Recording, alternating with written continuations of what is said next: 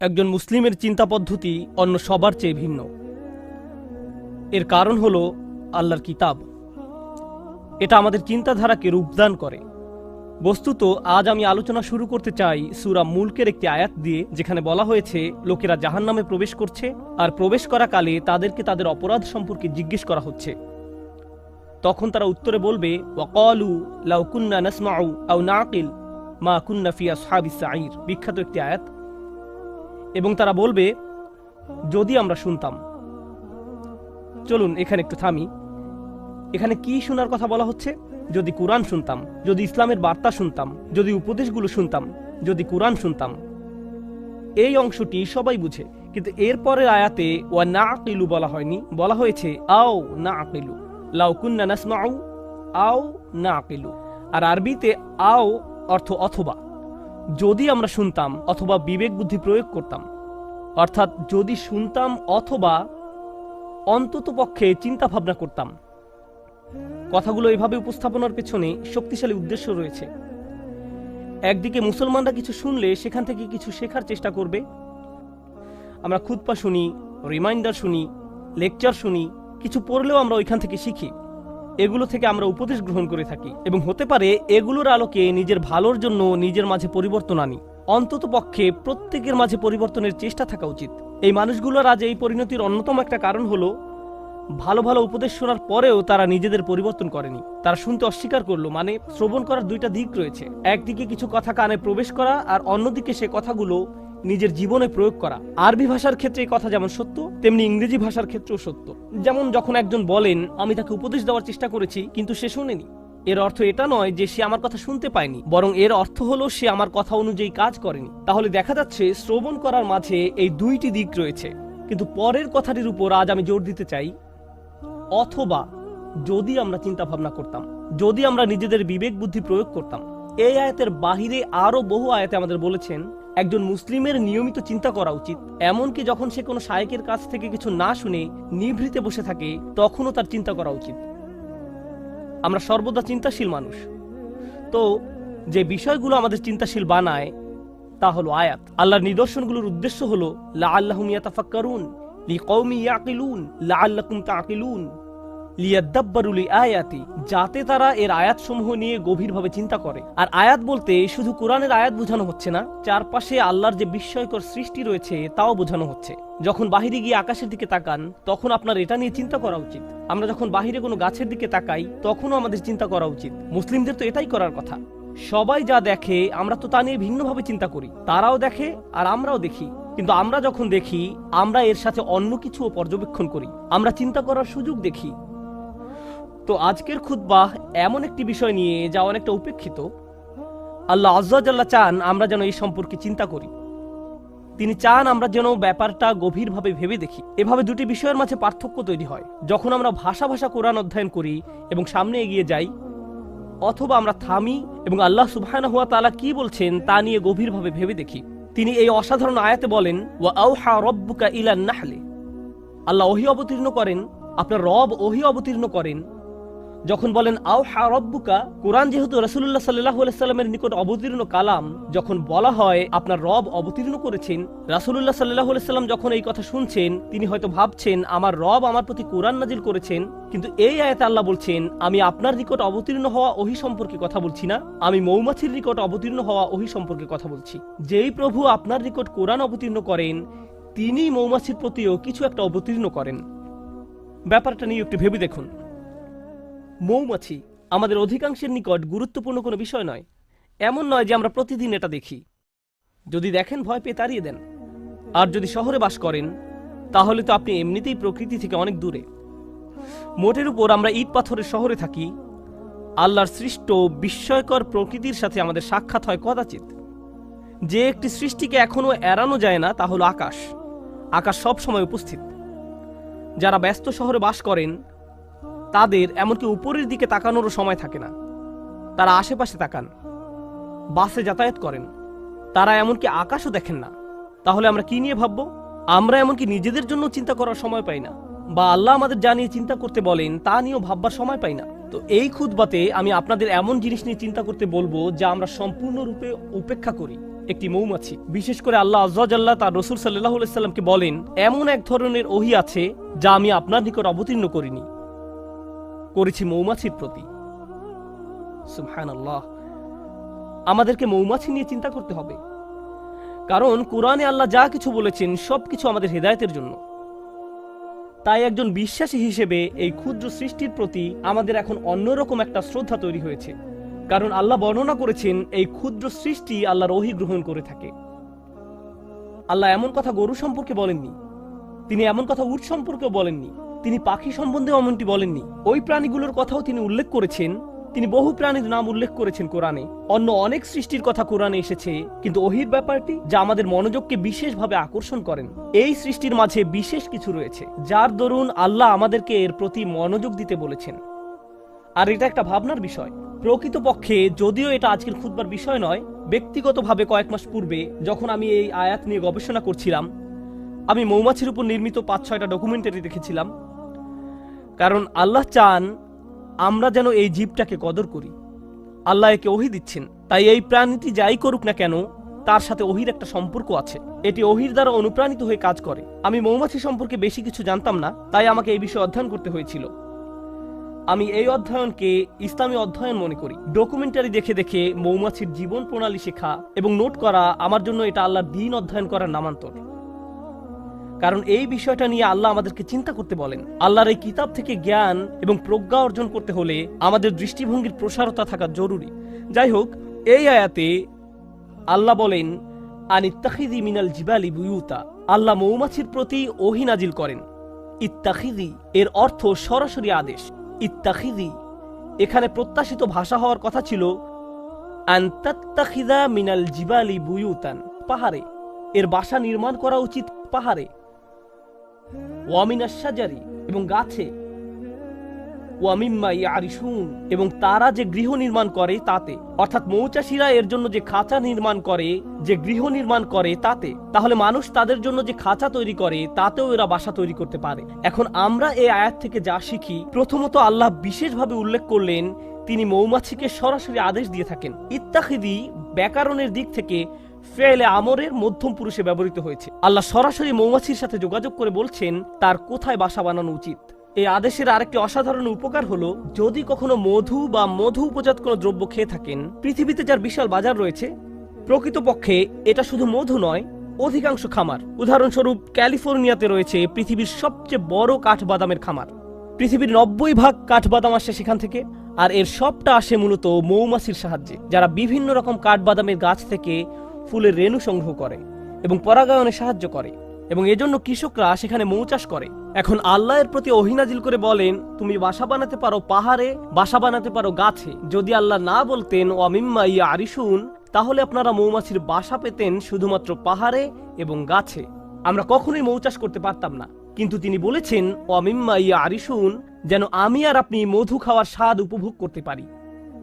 কারণ আল্লাহ একে অনুমতি দিয়েছেন মানুষের তৈরিকৃত বাসায় মৌচাক নির্মাণের জন্য, যেন আমরা এর চাষ করতে পারি। ব্যাপারটা নিয়ে একবার ভেবে দেখুন। এই ভাবনা আমাদেরকে এই সত্য অনুধাবন করতে সাহায্য করে যে আল্লাহর সৃষ্টি জগৎ থেকে যত কিছু আমরা উপভোগ করতে পারছি, এর কারণ আল্লাহ এদেরকে সরাসরি আদেশ করেছেন আমাদের সেবা করার জন্য। এই ক্ষেত্রে মৌমাছিকে আদেশ করা হয়েছে আমাদের সেবা করার জন্য। তাই যখন মানুষ মৌ বক্স নির্মাণ করে, তুমি তাকে নিজের বাসা হিসেবে গ্রহণ করে নাও। কিন্তু আজ আসলে যে বিষয়টা নিয়ে কথা বলতে চাই তা হলো এই ক্ষুদ্র সৃষ্টি থেকে কিছু পথ নির্দেশনা। শুধু এই সৃষ্টির কদর করা নয়, বরং কিছু হিদায়াত। আর আমি এমন কিছু শিক্ষা এর কাছ থেকে পেয়েছি যা আমাকে সম্পূর্ণ হতবুদ্ধি করে দিয়েছে। আমি রাসূলুল্লাহ সাল্লাল্লাহু আলাইহি সাল্লামের একটি হাদিস পেয়েছি, ওয়াল্লাযী নাফসি বিয়াদিহি, আমি সেই সত্তার শপথ করে বলছি যার হাতে আমার প্রাণ। আল্লাহ রাসূল সাল্লাল্লাহু আলাইহি সাল্লাম কোনো শপথ করা ছাড়াই যা ইচ্ছা বলতে পারতেন, কিন্তু তিনি সর্বপ্রথম আল্লাহর নামে শপথ করেছেন, কারণ তিনি এখন যা বলতে যাচ্ছেন নিশ্চয়ই তা আশ্চর্যজনক কোনো বিষয়। তিনি বলেন ইন্না মাসালাল মুমিন কামাসালিন নাহলা, ঠিক মৌমাছির মতো। মুমিনের উদাহরণ হলো ঠিক মৌমাছির মতো। আমি বসে থেকে ভাবলাম সুবহানাল্লাহ, আল্লাহ প্রথমে আমাদের বলছেন তিনি মৌমাছির প্রতি ওহী প্রেরণ করেন, আর এখন রাসূলুল্লাহ সাল্লাল্লাহু আলাইহি সাল্লাম বলছেন তুমি যদি মুমিন হতে চাও তাহলে ঠিক মৌমাছির মতো হও। মৌমাছির মতো হলে কি হবে? আর কিভাবে মৌমাছির মতো হব? মৌমাছি আমাকে আমার ঈমান সম্পর্কে কি শেখাবে? কিভাবে একজন বিশ্বাসীর মতো বাঁচতে হবে এ ব্যাপারে মৌমাছি কি শেখাবে? ব্যাপারটা এতই সিরিয়াস যে আল্লাহ রাসূল সাল্লাল্লাহু আলাইহি সাল্লাম প্রথমে আল্লাহর নামে শপথ করেছেন, তারপর এই কথা বলেছেন। তো তিনি আমাদের কিছু কথা বললেন যার প্রতি আমাদের মনোযোগ দেওয়া প্রয়োজন, কিন্তু আমি চাই রাসূলুল্লাহ সাল্লাল্লাহু আলাইহি সাল্লাম কি বলেছেন আপনারা তার প্রতি মনোযোগ প্রদান করুন। তিনি বলেন, আকালাত তাইয়িবান, এটি ভালো জিনিস খায়, এটি ভালো এবং খাঁটি জিনিস খায়। মৌমাছি উত্তম ফুলের নিকট যায়, এটি এমন কোন ফুলের নিকট থেকে নেয় না যেটি অপরিপক্ক, নষ্ট। এটি এমন কোন ফুলের নিকটও যায় না, গন্ধ শুকে এটি বুঝে ফেলে অন্য মৌমাছি ইতোমধ্যে এই ফুলের কাছ থেকে নিয়ে গেছে। এটি নতুন, পরিষ্কার, খাঁটি একটি ফুলের নিকট যায়। এটি শুধু সেই ধরনের ফুলের নিকট যায়।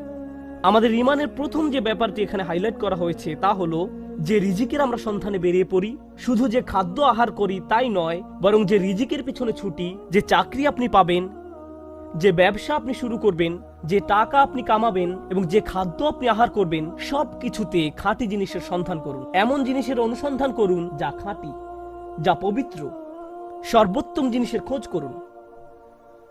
আর জানেন তো, মৌমাছি সবচেয়ে ভালো ফুল না পাওয়া পর্যন্ত খুঁজতে থাকে। তাই আমাদেরও সেরাটা অর্জন করতে হবে। ফালিয়ুতকিনহু, একজন মুমিনের দৃষ্টিভঙ্গি এমনই, তার উচিত দক্ষতা অর্জন করা। আপনাদের সবাই যখন কিছু করবেন তাতে দক্ষতা অর্জন করুন। আপনার উচিত সেরা হওয়া।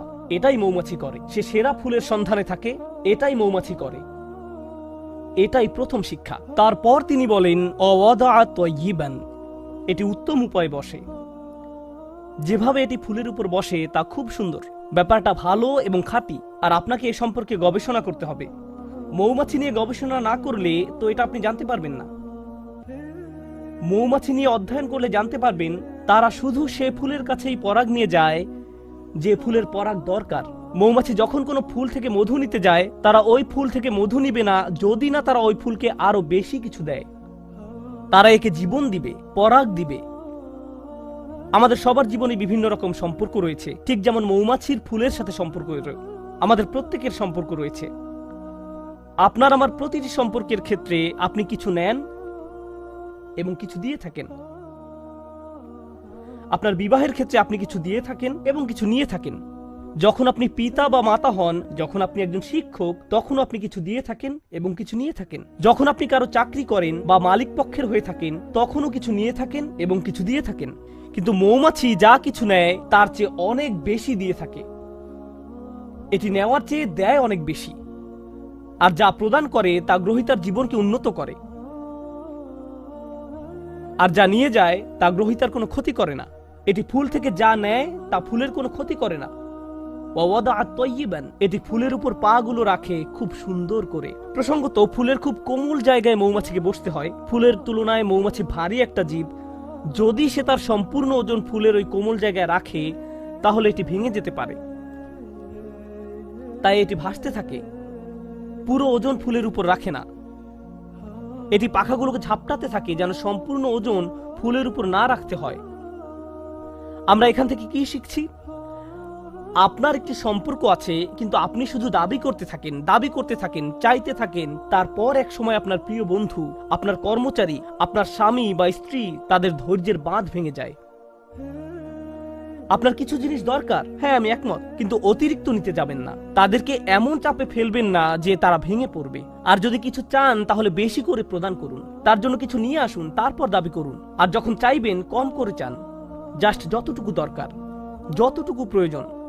তাহলে ওয়াদাআত তাইয়িবান, আচ্ছা এটা সুন্দরভাবে বসে, ভালো একটি জায়গা খুঁজে নিয়ে বসে, এটা সুন্দরভাবে আহার করে। এর আরেকটি উপকার হলো, যদি অন্য কোনো মৌচাকের মৌমাছি পাশ দিয়ে অতিক্রম করে এবং দেখে যে একটি মৌমাছি এই ফুল থেকে আহার করছে, তখন সে এখানে এসে কোনো ঝামেলা বাঁধায় না। কারণ যদি দুইটি আলাদা মৌচাকের মৌমাছি একটি ফুলের উপর গিয়ে বসে, তখন ফুলের ক্ষতি হয়ে যায়, এর আর পরাগায়ন হয় না, ফুলটি এর ফলে মারা যায়। তাই মৌমাছি ব্যাপারটা বুঝতে পারে। সে জানে যে এই ফুলের সাথে ওই মৌচাকের সম্পর্ক গড়ে উঠেছে, আমার আর এর কাছে যাওয়া উচিত নয়। এবং গন্ধ শুঁকে বুঝতে পারে, এরপর সে অন্য আরেকটি ফুলের নিকট যায় যাকে স্পর্শ করা হয়নি এখনো। আর আমরা কি করি? কেউ একটা দোকান খুললো, আরেকজন দেখে ভাবলো ভালো ব্যবসা, আমারও ঠিক একই রকম একটা দোকান দিতে হবে রাস্তার ওই পাশে। আর ওই লোকের সব কাস্টমার নিয়ে যায়। যখনই কোনো কাস্টমার ওই ব্যক্তির দোকানে যেতে নেয়, এই ভাই এদিকে আসেন, আপনাকে একটা জিনিস দেখাই, আমরা কি করি? আরো শত শত জায়গা আছে যেখানে আমি দোকান দিতে পারি। আল্লাহ রিজিক প্রশস্ত, আমাকে তার প্লেটের ভাত নিজের প্লেটে তুলে নিতে হবে না, কিন্তু এটাই আমরা করি। মানুষ এমন কৃপণের কৃপণ। আমি এমন মুসলিম চাকরিজীবীর কথা জানি যারা অনেক টাকা কামায়, আমি এমন ডাক্তারদের কথা জানি যারা যথেষ্ট টাকা আয় করে, তারপর হয়তো কোনো মেডিকেল কলেজের ছাত্র যে হাসপাতালে ইন্টার্নশিপ খুঁজছে, আর এই ডাক্তার তার জন্য সুপারিশ করে না, কারণ হয়তো 5 বছর পরে সে আমার চেয়ে বেশি আয় করবে। আমি এটা চাই না। এভাবে আমরা একে অন্যকে সাহায্য করতে চাই না। অথচ একজন বিশ্বাসীর মনোভাব হওয়া উচিত ছিল এরকম, আচ্ছা সে তার রিজিক এখানে আয় করছে, আমার উচিত অন্য কোনো জায়গা যাওয়া, আমার তার রিজিকে ভাগ বসানোর দরকার নেই, পুঁজিবাদী সমাজের মতো গলা কাটার দরকার নেই। আপনি এই দুনিয়াতে অন্য মানুষের রিজিক দখল করে নিজের টাকা আয় করতে আসেননি। আমি শুধু আমার লাভ বুঝি, আমি এছাড়া অন্য কিছু বুঝি না। সুবহানাল্লাহ। আর নবী সাল্লাল্লাহু আলাইহি সাল্লাম বলেন, ওয়াকাআত ফালাম তাকসির, এটা বসে কিন্তু ভেঙে ফেলে না, এটা দাবি করে এবং নিজেরটা নেয় কিন্তু ভাঙে না। এটা নেয় সর্বোত্তম পন্থায়। আহার করার কি এক মহৎ পন্থা, বাঁচার কি এক মহৎ পন্থা। আমাদের ক্ষেত্রে ব্যাপারটা শুধু টাকার সাথে জড়িত নয়, সম্পর্কের ক্ষেত্রেও এমনটা ঘটে। আমাদের সকল সম্পর্কের জন্য এখান থেকে যা শিখছি, যদি আমরা সত্যই মৌমাছির কাছ থেকে কি শিক্ষা নিব তা বুঝতে পারি, যে শিক্ষাটা উপলব্ধি করার প্রতি রাসূলুল্লাহ সাল্লাল্লাহু আলাইহি ওয়াসাল্লাম এত বেশি জোর প্রদান করেছেন, তাহলে আমাদের বুঝতে হবে আমি কি আমার বাচ্চাদের উপর অনেক বেশি প্রেসার দিচ্ছি? আমি কি আমার পিতামাতার কাছ থেকে অনেক কিছু দাবি করছি? আমি কি আমার স্বামীর কাছ থেকে বেশি কিছু দাবি করছি? আমি কি আমার স্ত্রীর কাছে অনেক কিছু আশা করছি? আমি কি আমার বন্ধুর কাছে অনেক অনেক কিছু চাচ্ছি? আমি কি আমার কর্মচারীদের উপর অনেক বেশি কঠোর? আমি কি আমার শিক্ষককে অনেক বেশি জ্বালাতন করছি? আপনাকে এই প্রশ্নগুলো করতে হবে, কারণ আপনি মৌমাছির মতো হতে চান। তারপর সবশেষে তিনি বলেন, ওয়ালাম তুফসিদ, ওয়ালাম তুফসিদ, এবং এটি কোনো দূষণ তৈরি করে না। মৌমাছিদের একটি উল্লেখযোগ্য ব্যাপার হলো, যে ফুলের কাছে তারা মধু আহরণ করতে যায় তা নিজেদের বাসা থেকে অনেক দূরে, সুতরাং তারা অনেক দূর পথ ভ্রমণ করে, কখনো কখনো তা কয়েক মাইলও হয়ে থাকে। এরপর তারা নিজেদের মৌচাকে ফিরে আসে। আর মৌচাক শুধু তার নিজের বাসা নয়, তার বিশাল প্রতিবেশী রয়েছে, সবাই এই মৌচাকে বাস করে। আল্লাহ তাদেরকে বিশেষ ধরনের নাচ শিখিয়েছেন। একটি নির্দিষ্ট নিয়মে তারা বাতাসে ভাসতে থাকে, যা অন্য মৌমাছিদের জন্য অন্য ফুলের পথ বাতলে দেয়। দেখো, আমি আমার নিজের জন্য কিছু রিজিক পেয়েছি, তোমরাও অমুক অমুক ফুল থেকে উপকার পেতে পারো, আমি তোমাদেরকে সেই রাস্তা দেখিয়ে দিচ্ছি। এটা তখন তাদেরকে পথ দেখায়। এর নাম হলো বি ড্যান্স। জনপ্রিয় পরিভাষা হলো বি ড্যান্স। তারা অন্য মৌমাছির সামনে এই নাচ দেখাতে থাকে, যেন অন্যরাও থেকে মধু আহরণ করতে পারে, যেন তারাও খেতে পারে। এভাবে তারা নিজেদের সমাজ তৈরি করে, একসাথে তারা নিজেদের মৌচাক নির্মাণ করে। তো এটা বুঝতে পারে যে যখন কেউ কোনো কিছু থেকে উপকার পেয়ে থাকে, এটা কোনো প্রতিযোগিতা নয়। যদি সে অন্যদের উপকার পাওয়ার সুযোগ করে দেয়, এর মাধ্যমে আসলে সবাই উপকৃত হয়। আমি নিজে নিজে একটি মৌচাক নির্মাণ করতে পারবো না, আমাদের সবাইকে এর জন্য কাজ করতে হবে। পক্ষান্তরে মুসলিম সমাজে কি হয়, যখন আমাদের ঈমান থাকে না, যখন কেউ উন্নতি করে আমরা হিংসুক হয়ে পড়ি। তাহলে কাউকে বলতে চান না কিভাবে এই উন্নতি করলেন। আচ্ছা, আপনার দোকানের সাপ্লাই কোথা থেকে পান? আমি জানি না, ভুলে গেছি। আচ্ছা, আপনার চাকরির জন্য কোথায় আবেদন করেছেন? আপনার রিজিউমে কেমন? আমি জানি না, ফাইলটা হারিয়ে ফেলেছি। আপনি কাউকে সাহায্য করতে চান না, এটা হলো প্রতিযোগিতা। আমি কেন প্রতিযোগিতায় আরেকজনকে সাহায্য করব? আমি কেন তাকে বোর্ড কমিটিতে সিট পেতে সাহায্য করব? আর রাসূলুল্লাহ সাল্লাল্লাহু আলাইহি সাল্লাম মৌমাছির জীবনের মাঝে সীমাহীন বিজ্ঞতা দেখতে পেলেন, কারণ আল্লাহ তাকে বলেছেন, দেখো আমি মৌমাছির নিকট ওহী প্রেরণ করছি। ওয়া আওহা রাব্বুকা ইলান নাহল, যে পথটা মৌমাছি অনুসরণ করে, আল্লাহ তাকে বলছেন সুবুলা রাব্বিক। মৌমাছি বৃত্ত তৈরি করে দুলতে দুলতে সামনে চলতে থাকে, কিন্তু আমাদের পক্ষে তাদের এই পথ ভ্রমণ দেখা সম্ভব নয়। আর আল্লাহ বলছেন, প্রতিটি বাঘ যে এটি নিয়ে থাকে সেটি তার রবের দেখানো পথ। আল্লাহ তাদের জন্য এই পথটি তৈরি করেছেন, আর তিনি এটাকে জুলুলান বলেছেন। এই আয়াতে যে হাল ব্যবহার করা হয়েছে তা হলো জুলুলান।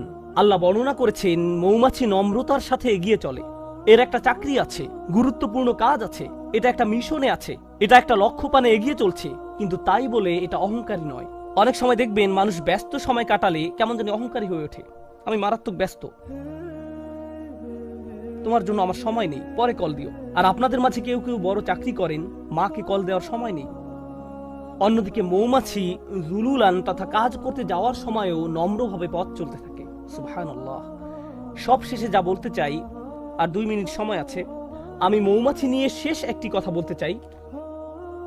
যদিও অনেক কিছু বলার ছিল, শেষ একটা কথা, আল্লাহ এই জীবটাকে অসাধারণ করে বানিয়েছেন আর এটাকে তার নিজের কাজ করার যোগ্য করে তৈরি করেছেন। এটা নিজের জীবিকা আহরণ করছে। এই মৌমাছির অন্যদের সাথে সম্পর্ক আছে, নিজে উপকৃত হচ্ছে, সমাজের সবার উপকার করছে। এই সব কিছুর উপরে এটা মৌচাক নির্মাণ করে। এই মধুর উপকার মৌমাছিকে ছাড়িয়ে আরো বহু সৃষ্টির মাঝে ছড়িয়ে পড়ে, যা শিফাউন লিন্নাস। এই মধুতে মানবজাতির জন্য রয়েছে চিকিৎসা, ছোট্ট একটা প্রচেষ্টা থেকে।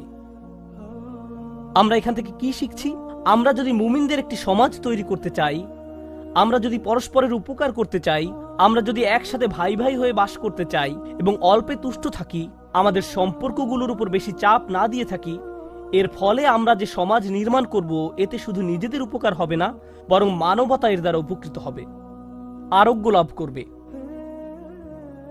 যদি মৌমাছিদের একটি সমাজ পৃথিবীকে আরোগ্য দান করতে পারে, কত শত রোগ বালাই মধুর মাধ্যমে আরোগ্য লাভ করে। রাসূলুল্লাহ সাল্লাল্লাহু আলাইহি সাল্লাম কর্তৃক সত্যায়িত একটি ওষুধ হলো মধু। আর মধু কখনো তৈরি হয় না যতক্ষণ না মৌমাছির একটি সমাজ একত্রে বসবাস করা শিখে এবং একত্রে কাজ করা শিখে। যদি এই উম্মাহ, যার মৌমাছির মতো হওয়ার কথা, যদি আমরা একসাথে কাজ করা শিখি, একত্রে বসবাস করা শিখি এবং আমাদের নিজস্ব সমাজ তৈরি করি, এর ফলে আমরা শুধু নিজেদের উপকার করব না, আমরা মানব জাতির জন্য আরোগ্য লাভের এক উপায়ে পরিণত হব। কারণ মানব জাতি আজ লোভী হয়ে পড়েছে। সবাই শুধু নিজের চিন্তায় ব্যস্ত। তারা বলে, আগে নিজের চরকায় তেল দাও। আমরা এই গ্রহকে জ্যান্ত সাবার করে ফেলেছি। প্রসঙ্গত, এতে অবাক হওয়ার কিছু নেই। আজ যেহেতু পৃথিবীতে ফিতনা বেড়ে গেছে, পৃথিবীতে আরেকটি ট্র্যাজেডিও লক্ষ্য করা যাচ্ছে। মৌচাকগুলো দিন দিন উধাও হয়ে যাচ্ছে। আল্লাহ আজ্জা ওয়া জাল্লার একটি অন্যতম নিদর্শন হারিয়ে যাচ্ছে এবং এজন্য সব শেষে রাসূলুল্লাহ সাল্লাল্লাহু আলাইহি সাল্লাম বলেন, ওয়ালাম তুফসিদ, এটা ফাসাদ তৈরি করে না, এটা আহার করার মাধ্যমে আরো বেশি জীবন তৈরি করে। যখন মৌমাছি আহার করে, এটি আরো জীবন তৈরিতে সাহায্য করে। আজকের দুনিয়ায় যেভাবে ম্যানুফ্যাকচারিং ইন্ডাস্ট্রিগুলো কাজ করে, যেভাবে আমি আপনি ভোগ করি, আমরা জীবন বৃদ্ধি করি না, বরং আমরা উৎপাদন করি উল্লেখযোগ্য পরিমাণে মৃত্যু ঘটানোর মাধ্যমে। আমরা পৃথিবীতে অনেক বেশি দূষণ তৈরি করি, আমরা অনেক বেশি সামাজিক অপচয় এবং অর্থনৈতিক অপচয় তৈরি করি, আমরা দুনিয়াতে ফাসাদ তৈরি করি। আর রাসূলুল্লাহ সাল্লাল্লাহু আলাইহি সাল্লাম বলছেন, মৌমাছির মতো ভোগ করতে শেখো, যেন পৃথিবীতে ফাসাদ তৈরি করা থেকে বিরত থাকতে পারো। পৃথিবীকে আরো বাসযোগ্য করে তোলো। তোমরা তোমাদেরটা নিতে পারো, কিন্তু এর মানে এটা নয় যে পৃথিবীকে এর জন্য বিশাল মূল্য দিতে হবে, পরবর্তী প্রজন্মকে এর জন্য মূল্য দিতে হবে। আল্লাহ আমাদেরকে এর কদর করতে সাহায্য করুন, আমাদের চিন্তাশীল মানুষে পরিণত করুন। আল্লাহ আমাদেরকে গভীর জ্ঞানপূর্ণ এক ধর্ম দান করেছেন। আল্লাহর শপথ, যদি এই ধর্ম নিয়ে চিন্তা করেন তাহলে এটা অন্যরকম এক বিষয়। আর যদি সারা জীবন ধরে শুধু অনুসরণ করে আসছেন কিন্তু কোনোদিন এই ধর্ম নিয়ে চিন্তা করেননি, তাহলে এটা সম্পূর্ণ ভিন্ন রকম একটা বিষয়। আল্লাহ আমাদের চিন্তাশীল মানুষে পরিণত করুন, ভাবুক মানুষে পরিণত করুন এবং এমন মানুষে পরিণত করুন যারা আসলেই কোরআনের আয়াত নিয়ে চিন্তা করতে পারে এবং রাসূল সাল্লাল্লাহু আলাইহি সাল্লামের হাদিসের গভীর শিক্ষা নিয়ে ভাবতে পারে। বারাকাল্লাহু লি ওয়া লাকুম ফিল কুরআনিল হাকীম ওয়া নাফা'নি ওয়া ইয়্যাকুম বিল আয়াতি ওয়া যিকরিল হাকীম।